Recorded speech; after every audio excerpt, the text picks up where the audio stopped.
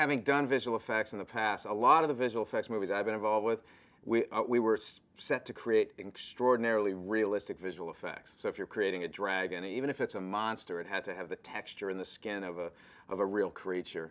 And most of the visual effects movies you see in the summertime do that exact thing. What we were aiming for here is something you've never seen before, something that was so completely original and unique that the audience would kind of gasp when they first saw it. So when these video game creatures come to life, they take on this sort of a voxelated, pixelated, lit from within aura, and the voxels are constantly moving. So it's literally a three-dimensional version of these little 8-bit games that you used to see on your computer screen, and they're terrifying. And they can wreak havoc. You know, what we did not want to do is make them cuddly and cute, because they're coming to our world to destroy us. So if Pac-Man is 30 feet tall and he bites through your arm or a city bus, your arm actually pixelates and crumbles and falls away. Same with a city bus or a building. And that's a unique sort of visual perspective that I've never seen on film before.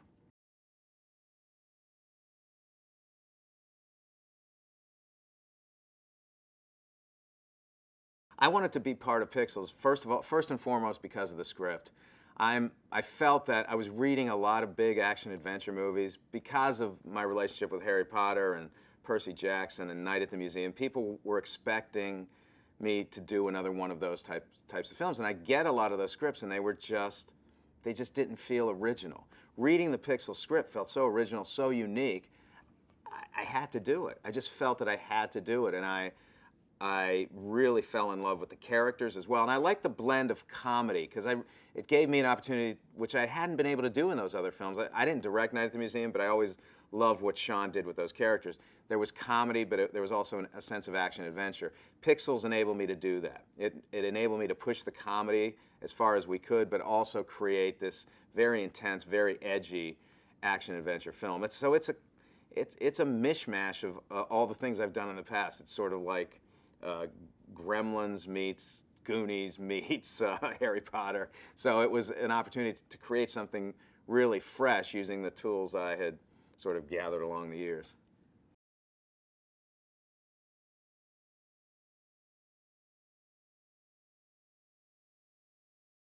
I think families are going to respond incredibly well to Pixels. They're going to love Pixels because the older generation, the parents, will remember playing the video games in an actual arcade. The kids will be just amazed at these characters on screen. They'll fall in love with the characters. And I guess a general audience, the humor's for everyone. It's like when we were doing films like Home Alone or even Mrs. Doubtfire, real comedies, Night at the Museum as well, we weren't trying to just make a film for kids. We wanted to make a film for the parents as well.